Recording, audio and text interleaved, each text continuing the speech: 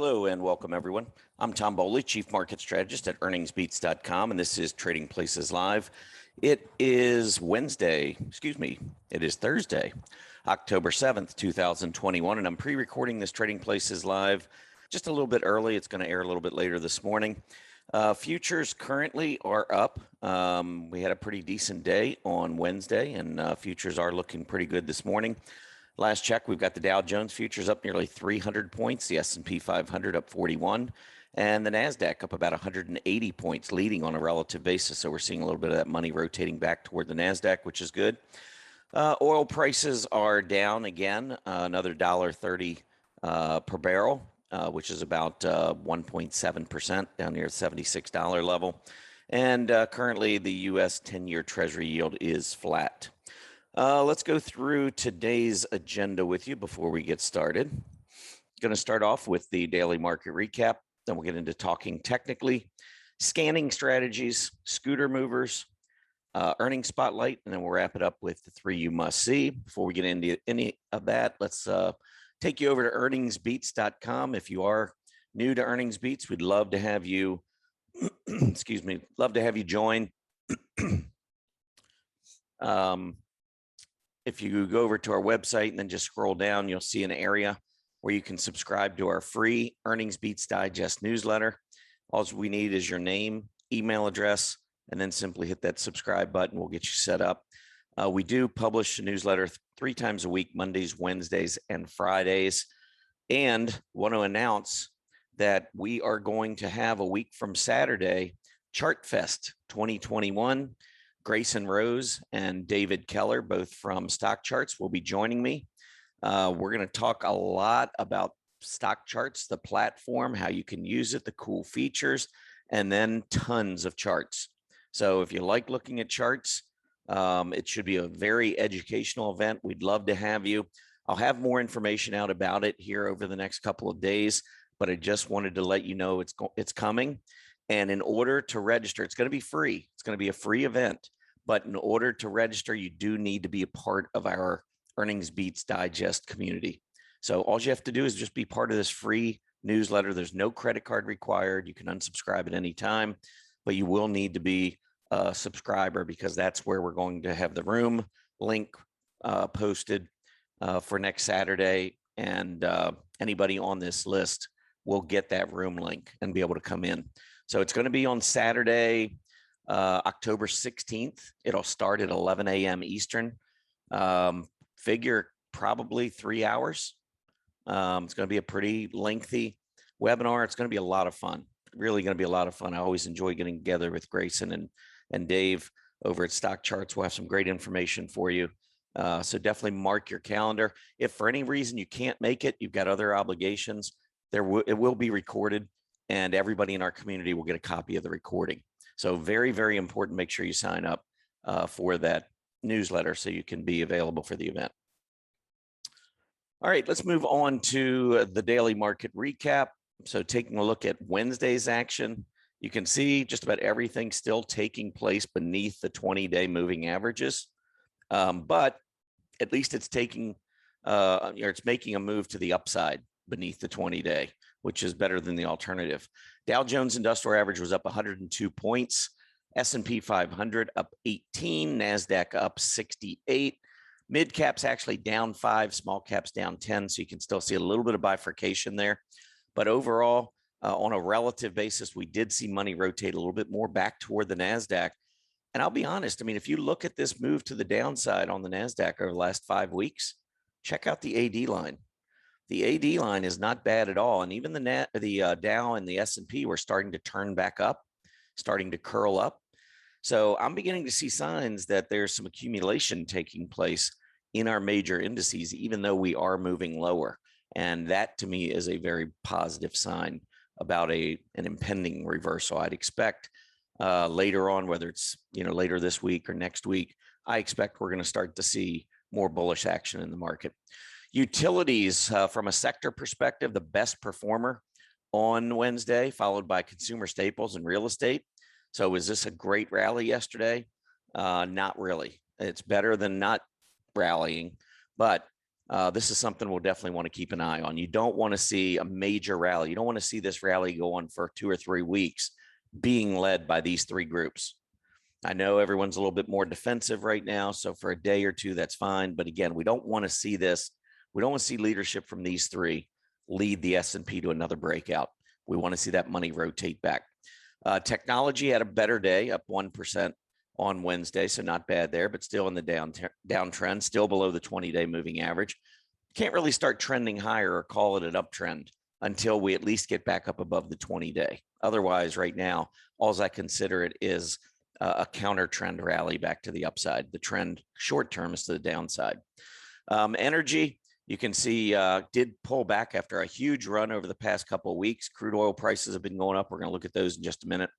But the XLE, after testing that 55, 56 area, did pull back yesterday, although it finished well off the lows, which was good news there. 10-year Treasury yield. When I looked earlier, it was pretty flat, so not a whole lot going on here. And that's, I guess, good news for some areas of the market. Financials have been leading recently because of the move higher in the 10-year Treasury yield. So if the yield were to stagnate here for a little bit, we'd probably see a pause in the financials. But if that money rotates from financials back into areas like technology, consumer discretionary, and so forth, that would be a very bullish development. So that's something to watch for and keep in mind. But overall, this morning we have one economic report, initial jobless claims, 348,000 expected. Last week was 362,000. So we are expecting a little bit of a drop there. We'll see what happens. That'll be out a little bit later this morning, I believe at 8:30. So by the time you get this recording, you should have that information. All right, moving on. I want to do, in talking technically, I want to look first at crude oil prices. Here's a daily chart. And I told you it was down again to about $76 a barrel or somewhere around that area earlier. But look at that reversing candle. We got up and touched 80 or almost 80, 79.78 per barrel was the high on Wednesday. And we came back down, closed at 77.43, completely engulfing that prior day's candle. Off of an uptrend, that is, you would expect at least a short-term pullback. Reversing candles don't give us long-term signals. They give us short-term signals. So, you know, I would say already if we open down today, that this signal was a success, because that's all it's doing is suggesting we're going to see a short-term pullback. Now, what I would be watching for, you know, I think crude oil remains in an uptrend as long as we keep bouncing off that rising 20-day moving average, which currently is down at 73.95 a barrel. So we just need to hold on to roughly $74, and crude oil remains in an uptrend, which would be good news for the XLE. Now, if we fail to hold that 20-day and we pull back, then that's when the energy area could have a little bit more problem. So for now, I just think you're probably going to see a little profit taking in the group. That's what we saw yesterday. Here's the XLE. It dropped about almost 60 cents or 1% roughly, back down to close at 54.56. You can see it hit $56. And if I stretch this chart out over the last 4 years, you'll see that back in June, we topped just over 55. You'll see it beginning of January 2020, we topped at just over 55. Same goes for September of 2020, or excuse me, 2019. And then back in the summer, late June, early July of 2019, it looks like we got up to about 56. So we've had multiple tops in this 55, 56 area.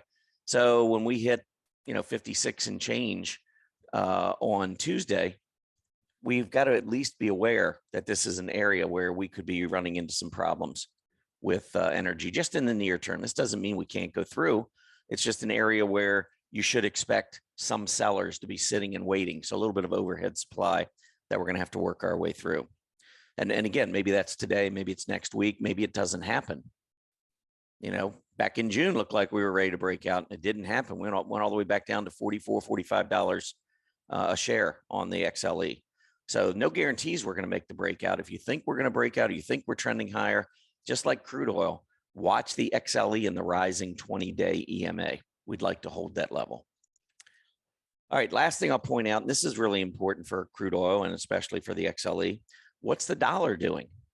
I mean, if we look at this 4-year chart, look at the dollar on a rise. It was up about 1/3 of 1% yesterday, and I think it's pretty clear now that we're trending. Do we break above this September reaction high, which was up near almost 95? If we can get through 95 on this index, that would put us at, what would that be, about a 15-month high on the dollar. If you know much about following the dollar and then the XLE and also the XLB, which is the ETF that tracks the material sector, when the dollar's rising, those two sectors tend to underperform the S&P 500. It doesn't mean that the XLE won't break out above 56. What it means is that we historically see underperformance. So if the S&P 500 goes back and breaks out and gains, say, 5% this quarter, from here, XLE might gain 3%. So it may break out above that 56 level, but it would still be trailing the S&P 500. That's what we typically see when the dollar is on the rise. So you got to, if you're trading the XLB and the XLE or any of the component stocks and so forth, you really should have one eye on the dollar. And if you start to see that the group's underperforming and the dollar's on the rise, that's probably when I would shift my trading to some other areas. All right, moving on. Let's talk scanning strategies. So I thought what we would do first, let me pull up relative strength sectors. So, you know, if I'm looking at our research platform at Earnings Beats, you know, just to give you a little idea, something that I would consider doing with my trading, I'm first a momentum trader. So you have to understand where I'm coming from. I'm a momentum trader. So I'm looking for areas that are outperforming the S&P 500. Now, this is a weekly chart. I certainly could change that to a daily if I want to really see in the short term what's moving. And, you know, you may want to do that. I kind of step back and just look at the big picture. And what I see with, what I see with technology here in September, even though September price action on the S&P was moving lower, during September, the XLK relative to the S&P 500 set a new all-time high. Think about that for a second. Technology, an area filled with growth stocks that would do horrible during an inflationary period. They would do horrible during a bear market. If a bear market were on the horizon, it's set. This group is setting 52-week all-time relative highs against the S&P 500. Why would Wall Street be putting their money into technology in September while the market's going down on a relative basis? Technology. Now here, if you look, see, technology is going down, but it went up in the middle part of September on a relative basis because it went down less than what the S&P 500 went down. So this is simply relative action. I think it's really important to watch relative strength in addition to absolute strength. I think they're both really important, but relative strength, I think, is most important in terms of where I want to look to invest. I want to see what's been working. Now, the second half of September, you can see technology absolutely pulled back. And we'll want to kind of keep an eye on that. But overall, I see uptrend followed by sideways consolidation, a recent breakout, and this pullback could be setting up some nice opportunities. So technology would be a group that I'd be interested in. I'm going to show you how you can use that in a predefined scan here in just a minute. Then you got consumer discretionary, which moved back up above its relative 20-day EMA, which is good news. But still, you can see, you know, definitely has this flavor of a downtrend. But when I annotate this, a couple of things I like here. Number one, you know, charts, you know, even these price relatives charts, they're just like any other chart. I still use patterns. So what I see here is a move to the upside on a relative basis and then a relative wedge. So here's your uptrend. Here's your wedge. You've got lower highs and you got lower lows, but they're squeezing. It's not a channel. If it was a channel, what we would see, and this would be much more bearish. Let's see if I can grab that and pull that down. There we go. So if it was a channel, what you would see, and I'm on an Apple, by the way, but you left click and hold down the command key when you grab a line And that keeps the same slope. That's perfect when you want to try to find a channel. And then you just connect this low. So if this was going down and hitting this channel line and then bouncing, we'd be in a downtrend, a relative downtrend, which I wouldn't be interested in until we broke out. But this is actually a pretty bullish configuration after a huge move to the upside in relative strength for about 8-9 months. Then we went into this period of relative consolidation, and I think we may have just broken out of it. So I'm kind of bullish the consumer discretionary group. We'll see whether or not that pans out. Then you look at something like financials. I don't want to spend a whole lot of time. I just want to kind of give you a sense of what I look for. Financials, though, are doing great. So let's say over the course of the next week or so, we get yields to pull back a little bit. Let's say we go back down to 148, 149. What you're probably going to see is a lot of these financial stocks losing their luster, especially relative luster versus the S&P 500. And that could create some opportunities on pullbacks for financial stocks. Okay. But I'm going to go back to that technology area because I like what's going on here. I think the fact that we've pulled back and then yesterday, technology was the best performing aggressive sector. Remember, we had utilities and real estate and consumer staples, I think, leading on the top 3 sectors, and they were all defensive, but technology was 4th. And technology is in the aggressive group. So we had a reversing chart. Let me show you the S&P 500 here. So I'll give you kind of where I'm going with this. So on a 10-minute 5-day chart, look at what happened yesterday. We opened down and then rallied all day long, pretty much almost engulfing the prior day's S&P 500. So I'm thinking there's probably going to be some bullish engulfing candles. And I know technology is an area that did perform well yesterday, but hasn't been performing well recently. So if we get bullish engulfing candles in technology stocks, it could be representing lows, but we need to see the individual charts. So now I would go into the dashboard with this information, and I would go down and I'd look at something like, if you don't know how to write a scan for, say, a bullish engulfing candle, what you can do is go down to the predefined scans. So you got your scans, go to this more button, hit predefined scans, and then you can come down to the candlestick patterns where you have, here's your bullish engulfing candles. And what I'm going to do, well, let's just say you want to look at the NASDAQ, because that's a lot of technology stocks. Let's just look at the NASDAQ, which is 63 on here. Now, the one thing I really like about these predefined scans is they always have this little button or link up here where you can click to edit the scan. So if you want to see how a scan is written, this is a great way to learn about scanning. And so it's saying it's a stock, NASDAQ exchange, also over the counter. I'm going to get rid of that. I don't want over the counter stocks. I just don't trade them. So I'm going to get rid of that. And I really don't need any of this really, because I'm going to put technology. The big thing is just these two. I want to make sure that the volume is a certain amount. I'm going to put in 200,000. That's just kind of a number I use. And I usually do that over a 50-day period. And then daily bullish engulfing equals 1. So StockCharts already knows what a daily bullish engulfing candle is. So that's how you write it in the scan. Okay. Now I'm going to get rid of the NASDAQ. I don't even need the NASDAQ and all that because I don't care if it's on the NASDAQ. What I care about is that it's got good volume. It's a bullish engulfing candle. And then what I'll do is come down and look at my sectors. And what I can pull up is that entire technology sector. Now, if it's some individual, could be semiconductors you're looking for, whatever. I'm going to use the entire technology sector and add that to my scan. And I'm just going to see, I mean, maybe nothing comes up. Let's run that scan. Oh, 27. So that's a pretty good number of stocks to take a look at. Then we can sort it in scooter order. Look at some of these stocks with really low scooters. Technology's been hit really hard. Maybe some of these software stocks might interest you. And then there's some stocks that don't have scooter ranking. So you might want to take a look at those as well. On here, you can see volume.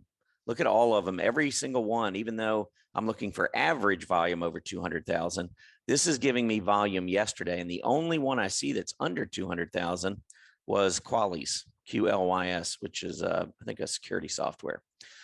But you can start at the top. I think this is a great way to approach the market. So let's take a look at Switch. Now, technically, that is a bullish engulfing candle, but did we really have a downtrend? I mean, I'm seeing more sideways action the last 5 days. So this isn't exactly what I'm looking for. I want to see a downtrend, stock really getting hit. Maybe I need more of a beaten down stock. But let's take a look. Something like Fair Isaac FICO. So 3.7. See, now this thing's been under pressure for quite a while. It does now. This is coming off of a downtrend, so I kind of like this one better. It's also down near key price support from last October. Now, is this a great looking stock? No. I mean, it's been beaten up from 550 down now to 400. Heavy volume on the way down. The AD line is weak. A reversing candle sometimes is a very short-term trade. I'm not trying to say FICO looks like a great, buy and hold for a while. That is not at all what candlesticks. When you're trading a candlestick, sometimes they're giving you a very short-term signal. I could get into this and get $10 out of it and be gone. With a candle like this. And I can use the bottom of the candle or yesterday's low, which was 392.06 right at the open. I could use that as my stop. Or I could say, hey, I'm going to, as long as it closes above, 390, I don't want to see it close below 390. Or if you really want to give it some room, which I would not, a stock that's been beaten down. But you could go all the way down to that tail at 380 and just say if it trades below 380, I get out. But again, now you're talking a 5% move. So it just depends on how much risk you want to take.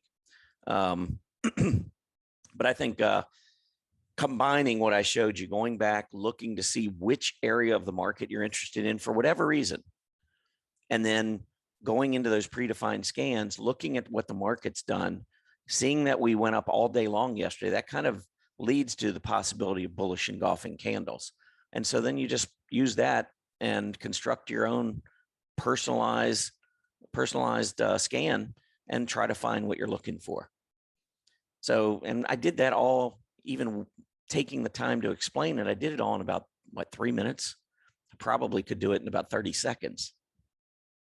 So very powerful, combining the research that we do at Earnings Beats and the platform that StockCharts has. I think it's a really powerful combination. That's going to be part of what we talk about, or what I talk about at ChartFest that I mentioned, ChartFest 2021. So we'll see how that goes. All right, let's move on. So let's talk a little bit now about scooter movers. So we went through the scanning strategies. Let's talk a little bit about scooter movers. So at StockCharts, you should be aware, but if you're not, no big deal. When you go to your dashboard, under Member Tools, if you scroll down, you'll get down to the summary pages. And last on the summary pages is the scooter reports. So I'm just going to show you how easy this is to quickly look at scooter movers. Now it lists large cap stocks, which I can switch to mid cap. I can switch to small cap. I can switch to ETFs, whatever it is you want to do, or some of the foreign stocks. You got the London, Toronto, India stocks. You can use whatever you want. I'm just going to pull up mid caps. I haven't looked at this yet. Now it's in order of scooter, but they also have this change. And so you can click on the change to see what stocks either went down or went up in scooter rank yesterday. The other thing you can do is maybe do a 1 week change. So look at Contour Brands, KTB. I'm going to pull it up because it's gone down 58 scooter points down to 16 in the last week. And I'm going to pull this up on a relative chart. So this stock was trending higher all the way through the beginning part of May. It had a false breakout right here, and now it's in a downtrend. And it just broke back down to some new lows yesterday. Look at the volume picking up. So all of us, look at the AD line, which was very strong back in April, May, even into June, but kind of fell out of bed back at the end of June right here on this heavy volume move to the downside. And it just continues to move lower and lower. So this isn't a stock that I'm interested in. I was months ago, but not anymore. But following the scooter mover, it points me to a stock like this. Now, I don't know if you're into shorting. maybe a bounce to the 20-day moving average. You can see that we got up there a couple of days ago, tried to get through 2 days in a row, couldn't do it. That could have set up to a short position here. And the way I would have found it is by going through it and looking at the scooter movers. But you can do the same thing on the upside. So just flip this around. What stocks, which ones have been doing best? And there you go. SoftBank, mobile communications, no volume. I would skip that. But here's a Marathon, ticker symbol Mara, M-A-R-A, Marathon Digital Holdings. This is in industrials. Industrials, I think, are really strong this time of year seasonally. They haven't been strong technically, but I think they're improving. This is 15 million shares traded. All right, might want to take a look and see what's going on there. Well, it's bouncing, moving back up above its 20-day moving average. This is a stock that's maybe worth taking a look at. So scooter movers is a great way to take a look at what's going on in the market, what's been taking place, whether it's yesterday, whether it's the last week, whatever. All right, let's move on to earnings spotlight. Wanted to talk about a few stocks here. Two that I saw come out with earnings this morning. One was Helen of Troy, HELE. The stock, well, first they posted earnings $2.65 versus $2.13. Stock's up about 2% pre-market, but it's been going sideways for a while. So we're talking going up $4. It's going to take it up to what, 222, 223. Still below the 20-day. I mean, I see nothing in here worth trading at this point. We're right in the middle of this trading range. I don't know what traders are going to do with it. I don't see a real good trade here. Tilray reported this morning, and last look, they were actually up about 0.5%, but they missed on their earnings estimate. Came in with an 8-cent loss. Market was expecting a 6-cent loss. Now, have we overdone the selling to the downside because it's a stock that's been beaten up pretty badly? I don't know. We're going to find out. It's one that, clearly has not been trading well. AD line's horrible. Even on a relative basis, I don't have that on this chart, but on a relative basis, this has not been a good stock. I'd at least need to see a move back through that 20-day EMA. All right, let's wrap this thing up with the 3 you must see. And I'm going to start off with Carter Holdings, CRI. There are things that I look for that I would make sure, that I don't invest in. Some might look at this and say, well, the stock's gone down, had a really big down day, 6% yesterday. It's been down from 102 down to 90 the last 3 days. I'm going to get in on the bounce attempt. That is not my style at all. Momentum is going in the wrong direction. I don't want to try and step in front of a freight train. I don't know where this thing's going. I don't like the breakdown. AD line is weak. Relative strength is bad. Even the group itself is underperforming the S&P 500. I want to stay away from stocks like this. GTES, Gates Industrial. Now here we've got an AD line that's staying pretty high, even though action has moved down. But since moving lower on heavy volume, and we had 3 consecutive hollow candles, by the way, which could be some, that's one of the reasons why we're seeing this move up. Appears to be some accumulation. I want to see a breakout above about 1750. Get out of this move and maybe start to look like a cup is formed, but you got to get through 1750 there. And the last one, this Energy Transfer ET. This one, you can see a bearish engulfing candle right there. We talked about bullish engulfing candles. There's an uptrend and a bearish engulfing candle. And you can see the follow through to the downside. Look at the volume trends, which have turned negative. Look at the AD line, which has started rolling over. This is a stock, again, that personally I would avoid. I think there are many better stocks than this within the pipeline group. All right, that's it for me. I appreciate you tuning in. Again, go over to earningsbeats.com and sign up for our free newsletter. No credit card required. You can unsubscribe at any time, and this will get you in the door for ChartFest 2021. Everybody have a great day today. Enjoy the rest of the week, your weekend. I'll be back with Trading Places Live on Monday over at earningsbeats.com. Have a great weekend, everybody. Happy trading. Hey, Grayson Rose here with StockCharts. Thank you so much for watching. I hope you enjoyed that video. If you did, consider giving it a like down below, maybe leave us a comment, and if you're new to the channel, you can subscribe at the link up above. We're gonna bring you daily content from an incredible collection of technical analysts and financial experts.